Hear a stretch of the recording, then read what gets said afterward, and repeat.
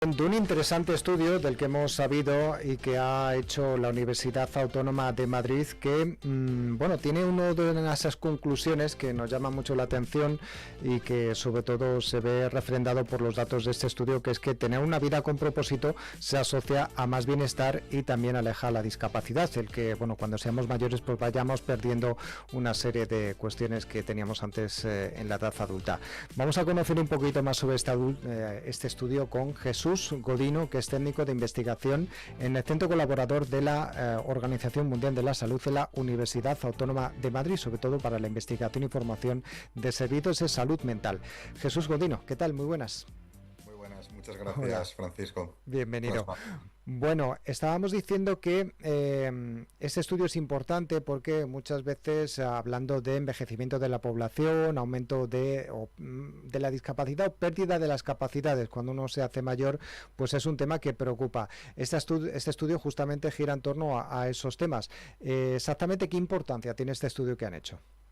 Bueno, en general el estudio del que ha salido este artículo que comentas se llama Edad con Salud, que es un estudio que lleva 15 años ya estudiando sobre todo facetas de la salud mental y de salud física de personas de toda España, pero de hecho la cohorte que he utilizado para este estudio se centraba sobre todo en Madrid y Barcelona, en adultos mayores de 18, pero la media de edad era bastante alta, era en torno a unos 60. Uh-huh. Y como bien has dicho, estábamos estudiando sobre todo el impacto que tiene el bienestar, en concreto el subjetivo, que es como las personas sienten su propio bienestar, en la pérdida de funcionalidad, que es una de las definiciones que sería de la discapacidad. Es decir, como bien has comentado, a lo largo de la vida se van perdiendo funcionalidad o capacidades que tenemos para hacer actividades del día a día, y por tanto lo que buscamos con este artículo era encontrar cuál de las facetas del bienestar subjetivo era el que mejor predecía esa funcionalidad o predecía una reducción de la discapacidad.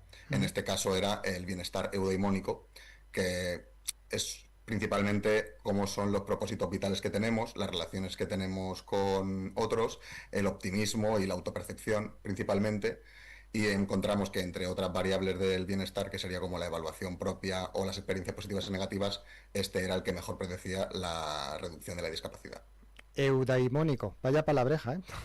Sí, son dos conceptos del griego. Uno sería el hedónico, que sería lo que hemos comentado de evaluativo y experiencial, que se basa en sentimientos principalmente, y la eudaimonia es un tipo de, por así decirlo, florecimiento personal, ¿no? Uh-huh. Como el autorrealce personal. Bueno, ¿y los resultados que han obtenido en este estudio, cuáles han sido? Bueno, principalmente lo que hemos obtenido es que de los tres factores que he comentado de bienestar, el que mejor predice la reducción de la discapacidad sería el eudaimónico. Y bueno, principalmente esto ha sido controlando por factores como serían edad, sexo, el nivel de estudios, pero el objetivo principal de este estudio era el que te comento, encontrar si este factor del bienestar era el que mejor predecía la reducción de la discapacidad. Uh-huh.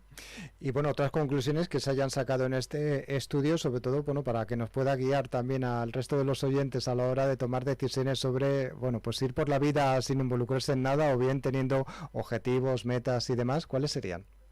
Bueno, principalmente sería eso, que la búsqueda de la reducción de la discapacidad no sea tan en un entorno físico o concreto, sino ampliarlo a horizontes más elevados, como podría ser lo que comentamos, tener propósitos vitales, actividades personales y relaciones gratificantes, y no solo tener simplemente experiencias positivas o negativas como influencia propia en la reducción de la discapacidad, sino ese hecho interno, por así decirlo, en el cual pues cada uno puede ejercer presión para mejorar nuestro optimismo personal, nuestras actividades, obtener mejores metas y logros.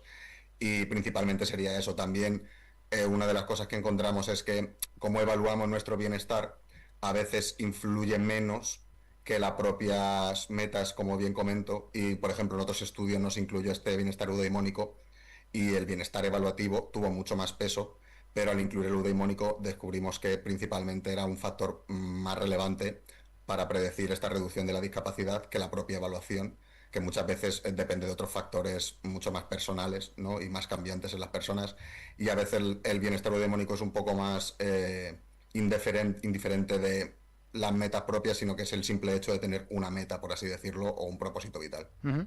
Y por cierto, ¿cuántas personas, preguntó, cuántas han formado parte de este estudio? Bueno, el estudio partió de una muestra muy grande, pero principalmente para los análisis, tras quitar ciertas variables que estaban incompletas y tal, se quedaron unos 3.002 participantes, que fueron los que se analizaron. Ujú.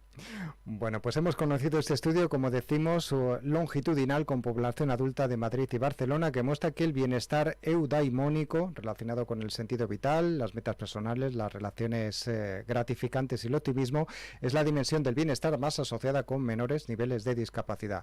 Hoy hemos querido hablar con Jesús Godino, que es técnico de investigación en el Centro Colaborador de la UAM con la Organización Mundial de la Salud para la investigación y formación en los servicios de salud mental.